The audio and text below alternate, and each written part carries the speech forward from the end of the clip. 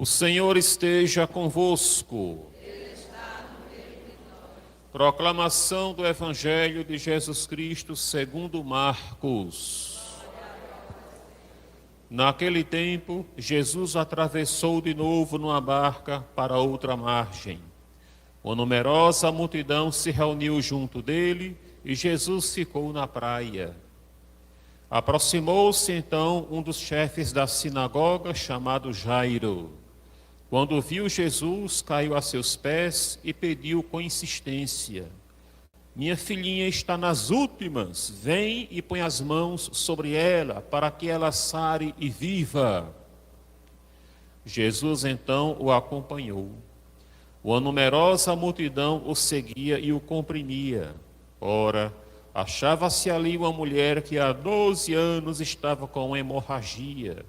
Tinha sofrido nas mãos de muitos médicos, gastou tudo o que possuía e, em vez de melhorar, piorava cada vez mais. Tendo ouvido falar de Jesus, aproximou-se dele por detrás, no meio da multidão, e tocou na sua roupa. Ela pensava: se ao menos eu tocar na roupa dele, ficarei curada. A hemorragia parou imediatamente. E a mulher sentiu dentro de si que estava curada da doença. Jesus logo percebeu que uma força tinha saído dele e, voltando-se no meio da multidão, perguntou: quem tocou na minha roupa? Os discípulos disseram: estás vendo a multidão que te comprime e ainda perguntas quem me tocou?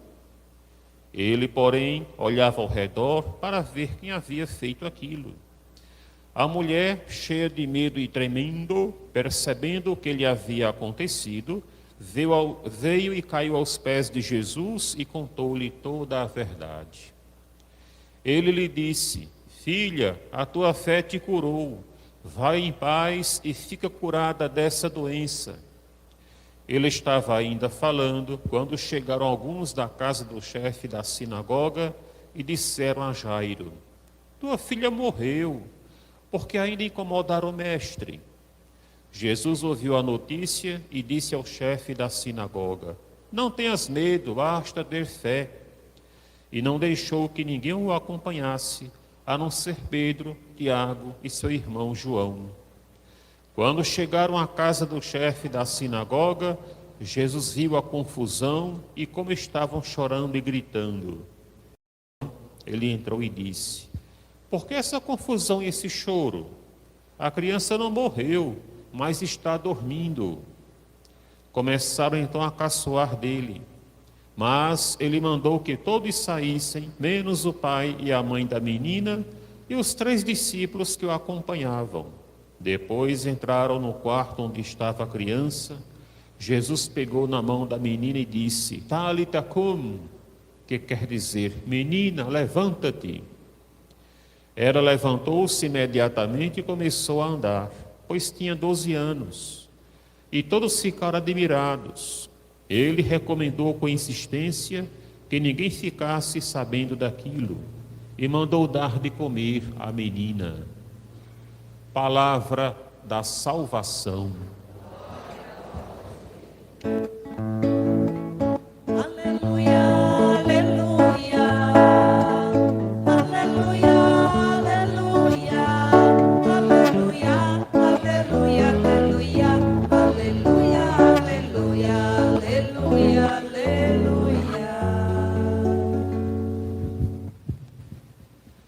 Se ao chegar a casa, alguém perguntasse a vocês que leituras foram feitas na Santa Missa desta manhã, vocês saberiam dizer?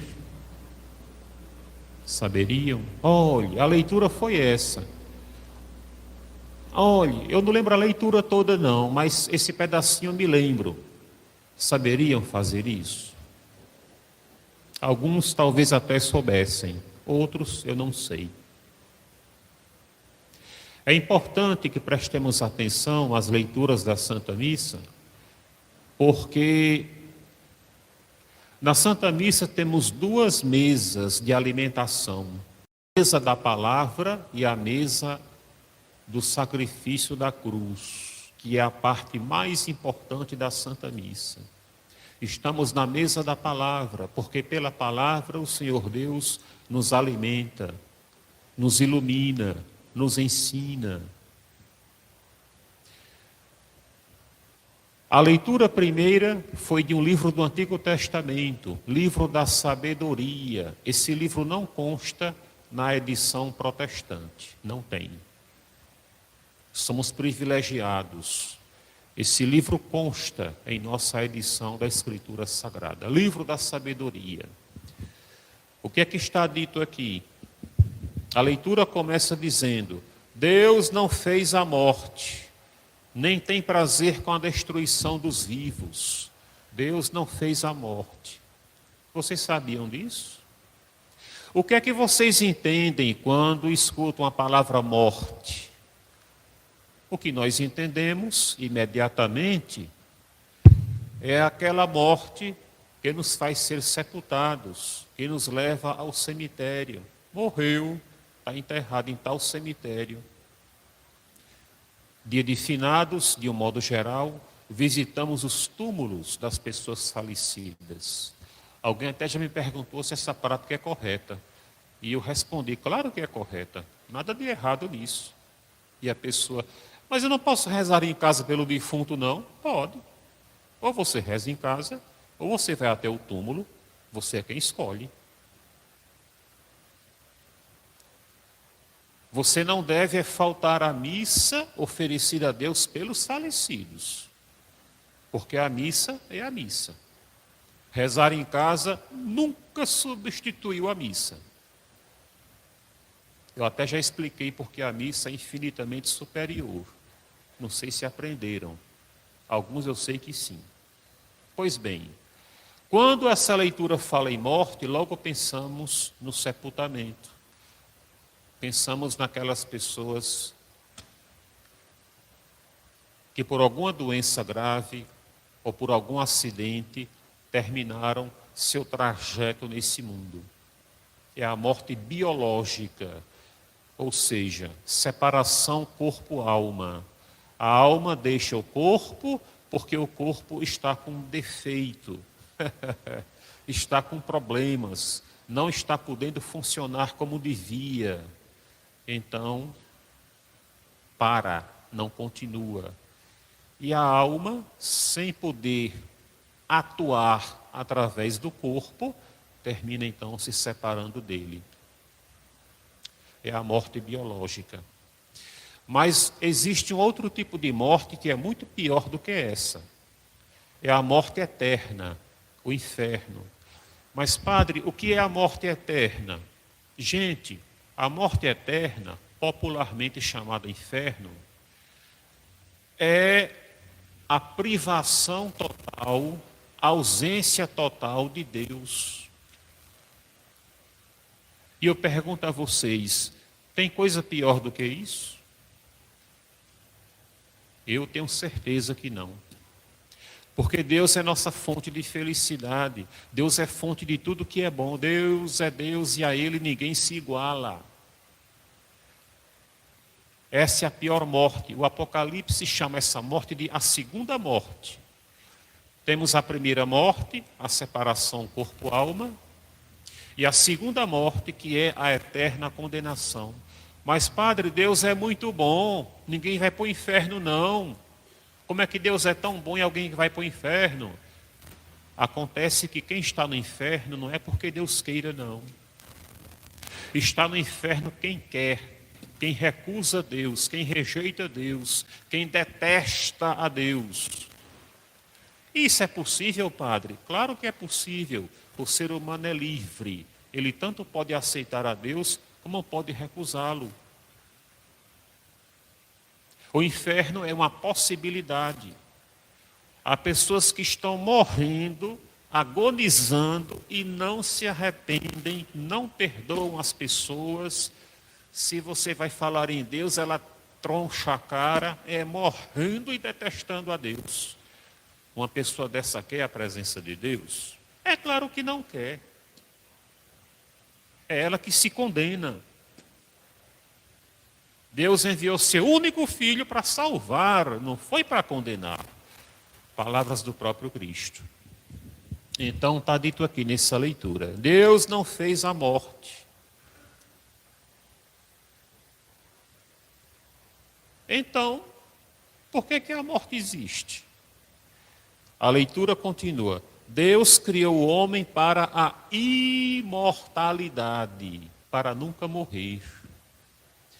Fiquem vocês sabendo que quando Deus criou o ser humano era imortal. Ele não morria, não. Vocês sabiam disso? Não morria, não. Essa nossa matéria, o corpo, pela natureza, se desgasta, envelhece, adoece, até se desmanchar. É natural isso. Só que Deus é tão bom que quando Ele fez o ser humano, por conta própria, Deus deu ao ser humano a imortalidade. Então, o primeiro homem, ao ser criado, tinha uma matéria que por natureza se desgastava. Mas, pelo dom que Deus tinha dado, o dom da imortalidade, ele não morreria jamais. E como foi que a morte começou?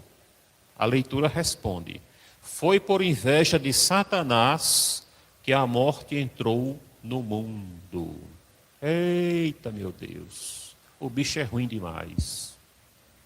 Como assim, padre, por inveja de Satanás? Vocês lembram da história? No começo, Deus disse ao homem: olhe, nesse paraíso que preparei para você, tem duas árvores. A árvore da vida e a árvore do conhecimento do bem e do mal. São duas árvores. Você pode comer o fruto da árvore da vida, que é a vida eterna. Quanto mais você consumir do fruto da árvore da vida, mais e mais você não morrerá. Mas se você comer da árvore do conhecimento do bem e do mal, você morre. Porque quem decide o bem e o mal sou eu. Deus dizendo, né? Quem decide o certo ou o errado sou eu. Se você quiser ser igual a mim, você se prejudica, porque você não é Deus, você é criatura, fui eu que te fiz. Mas Satanás, com inveja da felicidade humana, porque o homem tinha muita intimidade com Deus, fez o ser humano competir com Deus, se igualar com Deus. Ah, eu vou comer dessa árvore mesmo, eu vou decidir sozinho o certo e o errado. Eu vou pela minha cabeça, não quero saber de Deus não. E aí ele se prejudicou. Foi assim que a morte entrou no mundo. Quando o ser humano se distanciou de Deus, quando ele rompeu com Deus, ele perdeu a imortalidade. Perdeu a imortalidade. Começou a morrer tanto biologicamente, como também eternamente, porque se separou de Deus. Terrível isso, né? Foi triste. Satanás já era um anjo decaído, era um desgraçado. E vocês podem prestar atenção. Pessoas infelizes, pessoas desgraçadas, não aguentam ver o outro bem. É ou não é verdade? Na linguagem popular, são pessoas que têm olho grande, olho gordo no que é dos outros. Fulano comprou aquele carro, comprou. Como foi que ele comprou? Aí começa aquela inveja. Quem é infeliz não suporta ver a felicidade dos outros. É uma tristeza, minha gente. Satanás teve muita inveja da felicidade humana e conseguiu fazer o ser humano se distanciar de Deus e jogou o ser humano na desgraça. Aí vem a morte. Então a morte é fruto do pecado. Mas, padre, não foi eu que rompi com Deus, foi o primeiro homem. Sim, mas acontece que você é descendente do primeiro homem. O primeiro homem não passou para nós a imortalidade porque ele não tinha mais. Como é que ele ia passar para nós a imortalidade se ele já tinha perdido quando gerou a humanidade? Ninguém dá o que não tem. Não é verdade? Então essa leitura é uma revelação importantíssima. Deus não fez a morte. Deus criou a vida. Deus fez os seres para viverem eternamente. Evangelho, 2 episódios que nos comovem. Primeiro, a cura dessa pobre mulher. O evangelista Marcos até dá alguns detalhes. Primeiro, ele informa que essa mulher sofria de uma hemorragia há muitos e muitos anos. Coitada.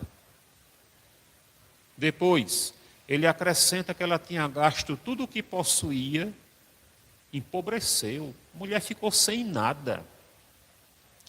Terceiro, sofreu nas mãos de muitos médicos. Tratamentos grosseiros. Puxa vida, coitada. Perdeu tudo, empobreceu. A doença só fazia piorar. Ela estava realmente angustiada. Aí o que foi que ela pensou? Uma multidão, aquele empurra, aquele imprensa, aquele monte de gente em cima de Jesus. Ela disse, se pelo menos eu tocar na barra da roupa dele, eu fico boa. Eu sei que eu fico. E assim ela fez, e ficou boa. Jesus percebeu que alguma força, que alguma graça tinha saído dele. E perguntou, quem foi que tocou na minha roupa? Aí os apóstolos, mas que pergunta? O povo com esse imprensa, e o senhor ainda pergunta quem foi que tocou no senhor? Olha a multidão aí imprensando em cima. E Jesus queria saber quem foi que tocou na roupa dele. O padre João Carlos canta isso muito bem, né?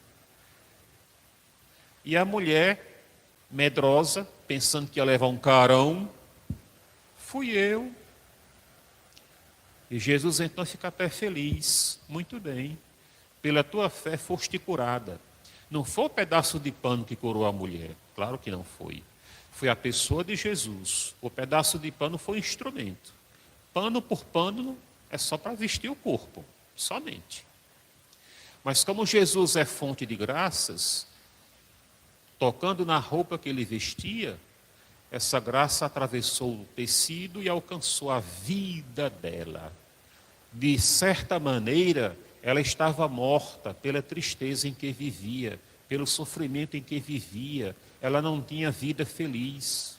É um tipo de morte. E Jesus continuou o trajeto, porque o chefe da sinagoga, desesperado, estava com a filha de 12 anos, gravemente enferma. Aí, antes que Jesus chegasse à casa do chefe da sinagoga, alguém se antecipa. Nem adianta mais levar Jesus lá. Perdeu seu tempo. Ela já morreu mesmo. Aí Jesus cochicha no ouvido do homem. Olha, ela não morreu não, viu? Deixa comigo que eu resolvo. Aí chegaram até a casa, viram aquela gritaria, toda aquela parentela e a vizinhança chorando, porque a garota tinha morrido. E Jesus diz, não, ela não morreu não. Ela só está dormindo. E começaram a zombar de Jesus. Começaram a caçoar dele. A garota estava realmente morta. Então, por que Jesus disse que ela estava dormindo? Porque para Jesus a morte não é problema. A morte não é barreira nenhuma. Aí ele escolhe 5 pessoas para presenciar o milagre da ressurreição. Vocês lembram quem são as 5 pessoas? Os pais da menina, muito bem, o pai e a mãe, são 2, são 5. Quem mais? E 3 dos apóstolos, quem eram eles? Pedro, Tiago e João. Muito bem. Jesus quis que apenas essas 5 pessoas presenciassem a ressurreição da menina. E ele simplesmente entra na sala onde ela estava e diz, menina, se levanta. E ela se levantou. Estava morta. A alma tinha saído do corpo. Pela ordem de Jesus, a alma voltou. Impressionante isso. Fabuloso. Ela se levantou e começou a andar. A gente imagina a cara dos 3 apóstolos e dos pais, tudo de queixo caído, como a gente costuma dizer, né? Aí Jesus, vão alimentar, ela deve estar com fome. Dê um lanche para ela, faça um lanche para ela. Esse evangelho aqui tem muito a ver com a primeira leitura. Deus não fez a morte. E no evangelho Jesus combate a morte. Primeiro, a morte existencial. A existência daquela mulher era muito triste. Empobrecida, gastou o que tinha, vivia com hemorragia. Imagine as dores que essa coitada sentia. Era uma vida triste, uma vida infeliz, era um tipo de morte. E Jesus então restitui a vida feliz àquela mulher. A gente até tenta imaginar a felicidade que ela sentiu quando se viu restaurada, recuperada. É a morte existencial. Tem muita gente por aí afora, e até pertinho de nós, que existencialmente vivem mortos. Não tem gosto para nada, não tem alegria para nada, a famosa depressão tomando conta de todo mundo. Vão para os postos de saúde, nem sempre são bem atendidos. Nem todo mundo pode pagar plano de saúde, um preço abusivo. Enfim, são situações que vocês conhecem demais, nem tem por que eu me estender muito. E Jesus combate essa outra morte, a morte biológica. A vida que essa garotinha voltou a ter é a mesma que ela já tinha. Qual é a vida que ela tinha? Essa vida que temos agora.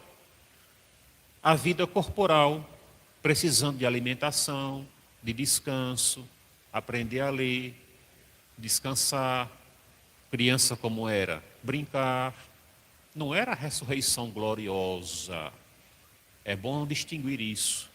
Temos a ressurreição comum, a dessa garotinha, a de Lázaro. Ressurreição comum porque voltaram a ter a vida que já tinham, a vida terrena. Não era a vida eterna ainda não. E temos a ressurreição gloriosa. A de Jesus, por exemplo, é gloriosa, definitiva. Ele não morre mais. E há uma grande diferença entre esse corpo comum e o corpo glorioso.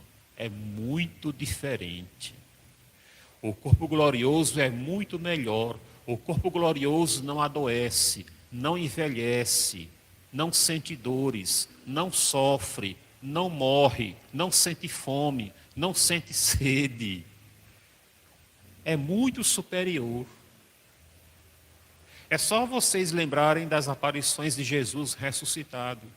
Por exemplo, vocês lembram? A sala estava toda fechada e ele mesmo assim entrou.